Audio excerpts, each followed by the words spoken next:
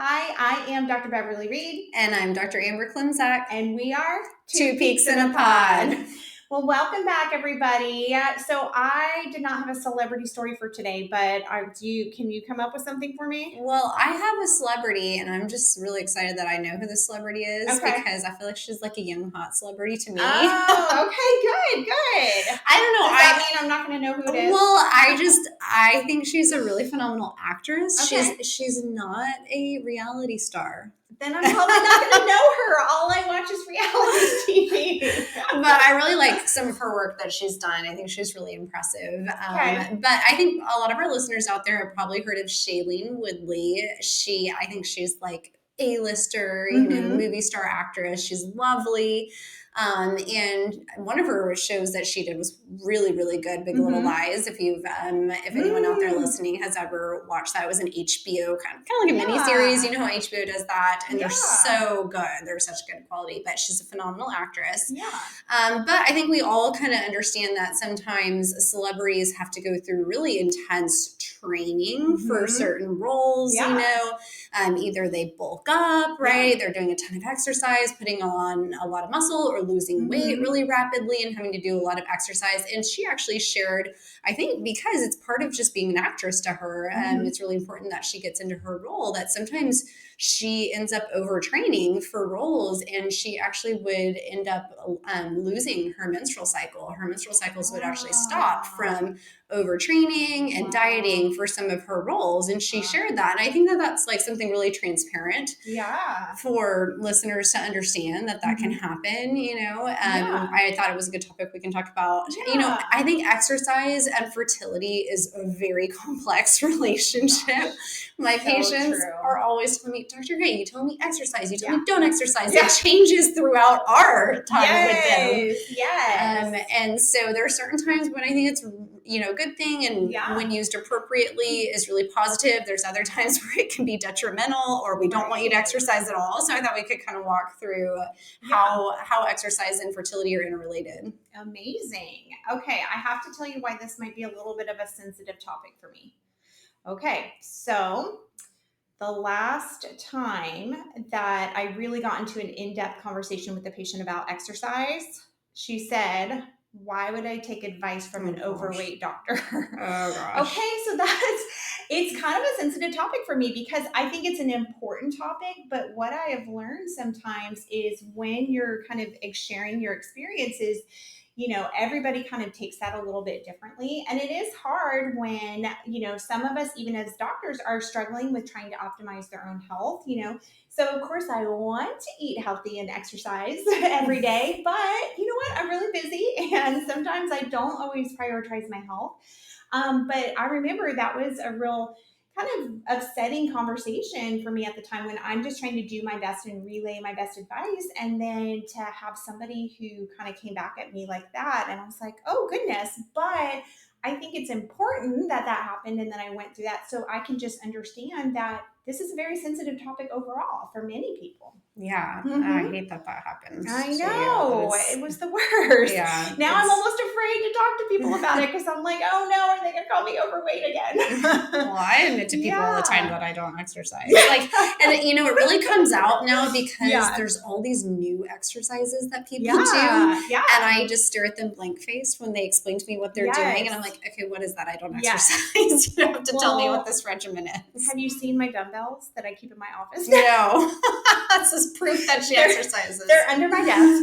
I haven't used them yet, but I plan to. And also, we kind of throughout the day, I'm kind of like, can we work in some lunges, some planks, or something like that? Because, I'm in my mid-40s, and it is really important for women in my age range to actually work on strength training. We tend to lose a lot of muscle around my age, and so I do need to be able to incorporate some strength training through my busy day. So don't be surprised if you see me lunging through the hallway. I am totally supportive of it. And for our listeners, that's not just important for, people Dr. Reed's age, right? Even our younger women women in our 20s, you're already getting to the point where you're going to reach your peak bone density. And so you really have to work at a younger age, doing resistance training. I think females love to do aerobic exercise, run, walk on the treadmill, all those things, but we're not so into weightlifting and resistance training, which is really important for your bone health. And reaching as high of a peak bone density as possible at a younger age really can help you for the rest of your life. Yes. And I will say, like, for me, cardio is so much fun. I love cardio. I don't know about that. Yeah, I love it, but weightlifting is boring. So I do feel like I even struggle with that, because you just want to do what you really enjoy. But yeah, you've definitely got to incorporate the strength training too. So yeah. Okay, well, I want to just comment on why I think exercise is so confusing when it comes to fertility. And here's the thing is, I think as patients, we just want to hear one answer.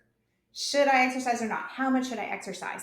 But what I found when I did my deep dive through the literature is it depends on your overall situation.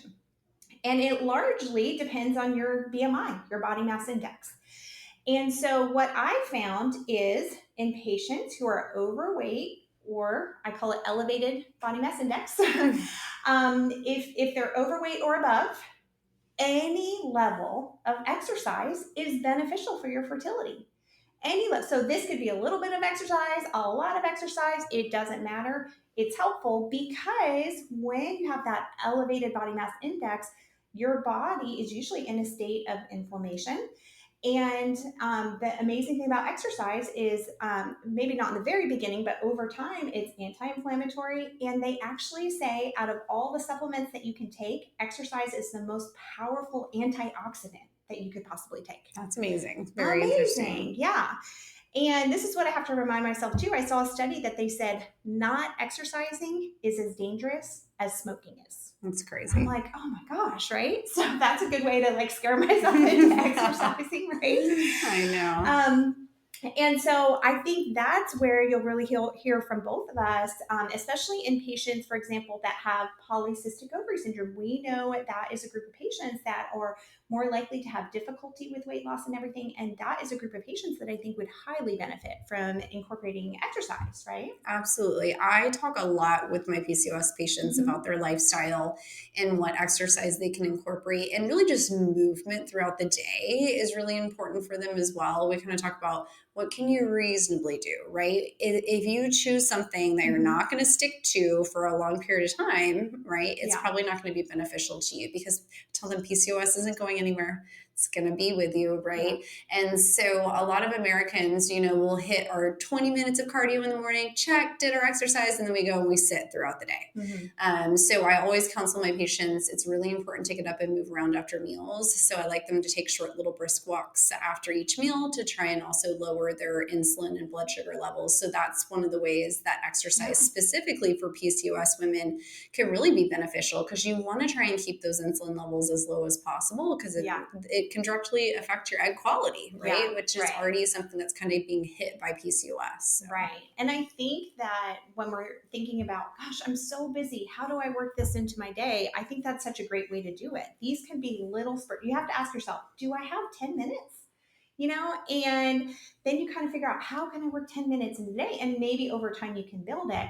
But I think what was so impressive is even just walking, a brisk walk can give you a helpful burst, and so I think it's, just good to know maybe the people who benefit from it the most, and just to know, look, you don't have to be doing 2 hours of working out a day or something to see the benefit. The benefit is even for short little periods of time too. Yeah, absolutely. Yeah. So what's your recommendation just for women who are trying to get pregnant, not necessarily, seeing us as patients, but what fertility friendly exercise do you recommend to them? I will say the biggest thing I do recommend is walking. And so let me actually kind of circle back to when I was talking about the weight and how that kind of controls exercise. Okay. So in normal weight women or underweight women, when I looked at the studies, it actually showed that if those patients did a moderate or severe intensity of exercise, it lowered their chances of getting pregnant. And I thought, oh my gosh. And this is so counterintuitive to what we hear all the time. We always hear exercise is good for you. Exercise is healthy. You need to be exercising, right? Well, for some women, they may be overdoing it. And why would that cause an issue? Well, I think about to when we were all cave women a long time ago, right? And really, our brain had to kind of know when is a good time to be able to get pregnant. And it's almost a protective mechanism where if we are not getting enough calories every day, our reproduction can actually turn off and we stop ovulating, we stop having periods. And that was a way of protecting our bodies. And then if we started getting a calorie excess, then ovulation comes back, periods come back. And so I think if you kind of think about that for women who are normal or underweight, it could be that when they exercise, they're accidentally putting themselves in a calorie deficit. Gosh, if you go run for an hour and lift weights, but you didn't have enough protein and calories and carbs in your meals that day, your calorie deficit can dip down and your brain sees that, hey, if I don't have enough calories for me, I don't have enough calories for baby. And it may affect egg quality, the lining of your uterus, or maybe factors that we don't even totally know and understand at this point, right? Definitely. Yeah. But what was interesting is even in normal weight and underweight women, what was okay still? Walking. So that's why I say 30 minutes of brisk walking every single day, or not every single day, most days of the week have been shown to be beneficial across all body weights of women. And we don't want to leave the guys out. Yes. Even the guys. So one of the most common issues that we see for men on their semen analysis is that they can have low morphology. And there is some data to show that if men do 30 minutes of brisk walking most days of the week, that can improve their sperm morphology too. Yes. I tell my patient and partners, like, it's a nice thing to do together, right? Like after dinner and they can go for walks together. Yeah. And, the other thing that I've seen with my other underweight patients, so I think sometimes people may say, well, I'm normal BMI, or maybe you're slightly thin, your BMI is slightly low, and you're like, I still exercise pretty intensely, but my periods aren't stopping, like Shailene Woodley, So it just because your periods aren't completely stopping doesn't mean that it's not having an effect on your fertility. And in fact, anecdotally, I've actually had some of my own patients who will cycle, they'll have periods, but their hormonal levels look horrible, right? Especially my very, very thin patients. And it's interesting because these patients are often patients that just report, my whole family is really skinny. If you see, everyone looks just like me, and they're just kind of like living and doing their normal things. Yes, they exercise kind of like everyone else, but that the hormonal level dysfunction is just very prominent in those underweight women. I think that's a really good point too, because oftentimes, even when we're training and we're learning, we're certainly taught about women who have eating disorders, that have anorexia, and how it can be common for them to stop ovulating and not have periods and everything. But I think that is just such a severe version of it. And that is when the patient is intentionally trying to lose weight and stay as thin as possible. But most of the time when I'm seeing this, it's not because our patient is trying to be a little skinny mini. It's because she has been taught that exercise is healthy and good for fertility. She just doesn't know the difference. And also because exercise does feel good for a lot of women. Some people say, this is my antidepressant. This is my anti-anxiety medication, And so once and I would almost say it's even an addiction for some people. Once they have gotten into such a good routine, they don't want to stop. Absolutely. Yeah, I get that. And I think that has been one of the challenges I've had, especially for my runners. Runners love to run. I know, I don't get it. I will say it's so fun. So I did do this challenge before. It's called streaking. Don't be alarmed. Oh gosh. Streaking in that you get a group of people and you have to run at least a mile every day and you see who can streak the longest. But you have your clothing on. Yes. It's not naked streaking. Okay. So I did a streaking challenge and I won the challenge. Really? Okay. Now granted, it was not good for me. I had like horrible hip inflammation. I was like limping around, but I was like, I will not lose. And the only reason I won too, because it was a group of OBGYN doctors, is the other doctor who he and I were head to head got called in for an ectopic and he couldn't run that day. And I was like, yes. I'm like, I won.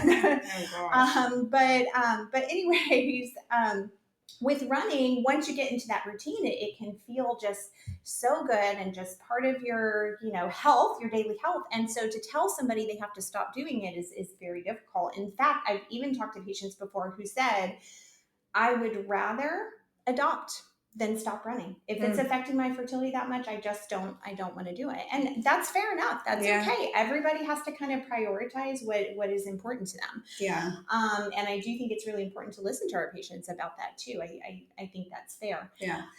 Well, I think the other place that I see this, because this actually has happened to me, is I think a lot of the exercise programs that people use are trying to make money, right? And so they try and evoke in you, right? Yes. That like, you have a 7-day streak. Let's keep going, right? And you get like 5 notifications on that eighth day that you're about to miss. Yeah. And I just ignore them. But I can understand how you don't want to miss.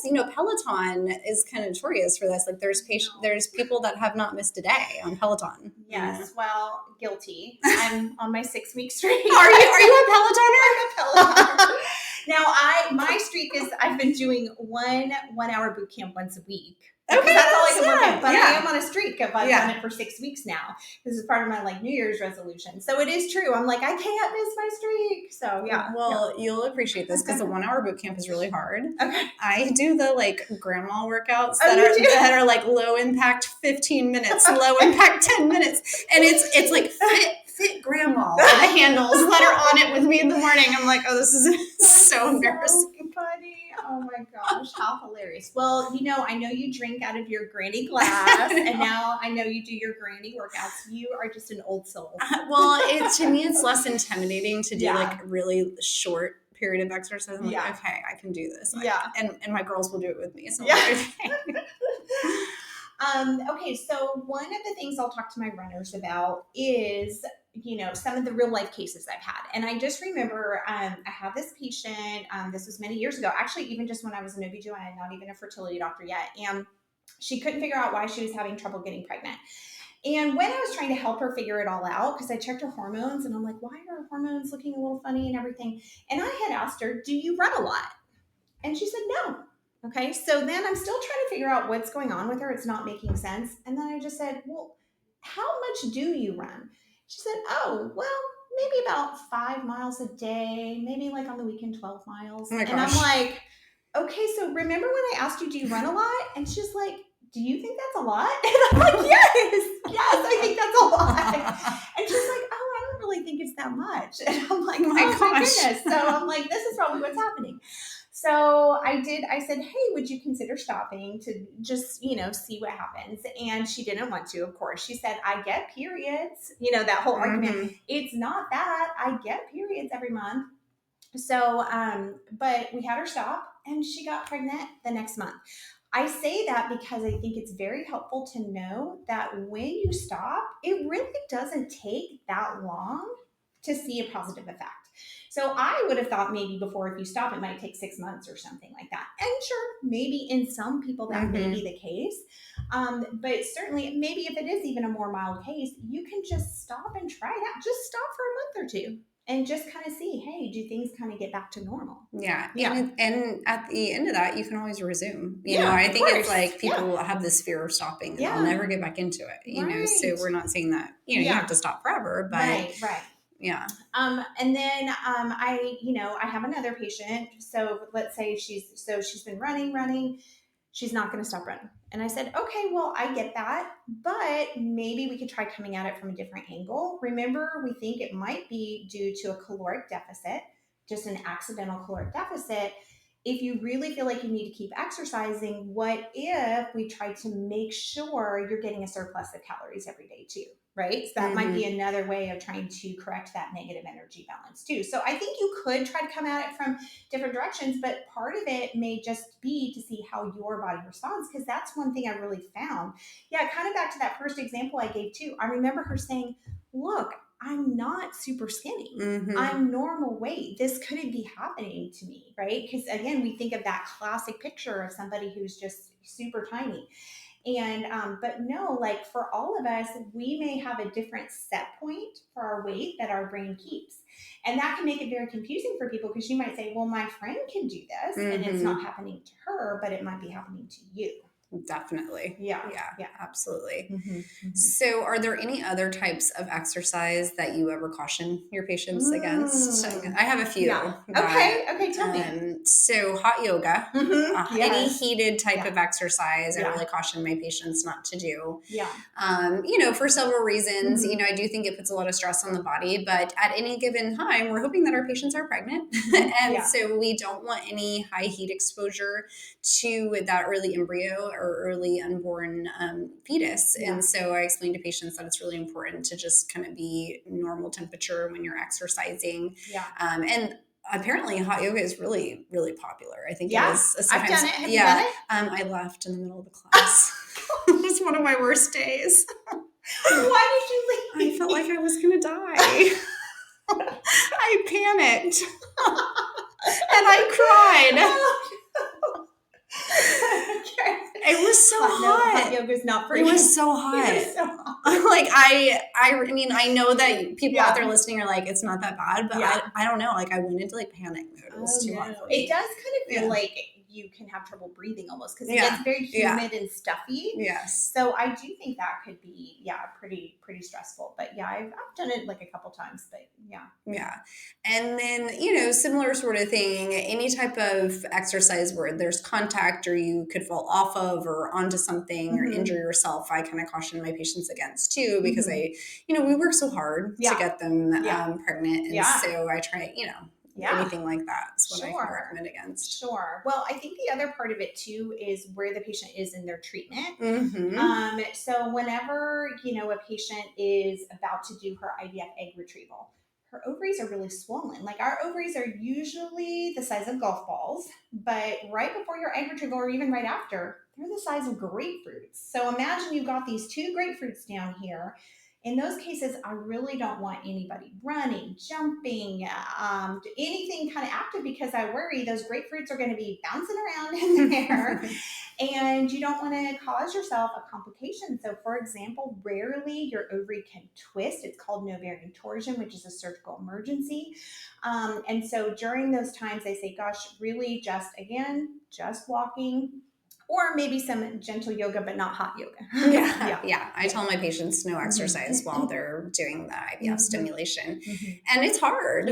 Like they're messaging me like every day after the retrieval, when can I start exercising again? Yes, I know. It kind of reminds me of one of my patients who every single appointment she'd be like, "Can I exercise? Can I exercise?" And I was so cautious in her because she just had a long history, and she recently messaged us and she said, "I delivered my baby." I'm like, "Okay, you can exercise after your postpartum."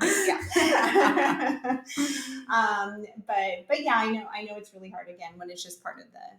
And again, because we've counseled our patients a lot about, hey, here's your daily exercise that we recommend. So again, it's that yes, exercise, don't exercise back and forth. So you really have to kind of pay attention to where you are in your treatment cycle. Yeah. I think the other time I get a little bit worried about it, although it may not necessarily be backed up by studies, is when somebody's pregnant and they're having some bleeding. Bleeding unfortunately can happen whenever you're early on pregnant. And of course, we always worry, what if you end up having a miscarriage or something like that? So during those times, I say, you know what, let's just take it easy. I don't know that it would necessarily change the overall outcome, but I do feel like sometimes running might even just shake a little blood clot loose or something. And then it comes out and then you stress and I stress, we all stress together. So in those cases, if I know somebody has had some bleeding, I say, you know what, let's just be a little bit more of a couch potato for now until this all ends too. Yeah, there's very few times that your doctor is going to tell you not to exercise. I would love for my doctor to tell me not to exercise. So I'm like, just enjoy it. Yeah, right. Exactly. Yeah. Okay. Anything else about exercise that comes to mind that we want to talk about? I think those are the most common ones. And I think, after you're successfully pregnant, I think it cannot be underestimated that exercise is actually extremely important during pregnancy as well. Mm-hmm. You have increased likelihood of having insulin resistance during pregnancy, and that's why they always test you for gestational diabetes. And so we really do try and set our patients up for success with that, especially our PCOS patients who are at slightly increased risk of that happening. So continuing your walking regimen, your moderate exercise routine throughout the pregnancy really is a positive thing. Yes, absolutely. Okay, well, we'll wrap it up for the week. Thank you guys so much for listening. By the way, did you see our email message? We have had our podcast downloaded 7,500 times. So it makes us feel good to know we're just helping people all over the world. If you would be so kind to leave us a positive review on our Peak Fertility website, Peak Fertility Google website, or our podcast pages or anything like that, we definitely appreciate any encouragement you want to give. All right. Have a good week.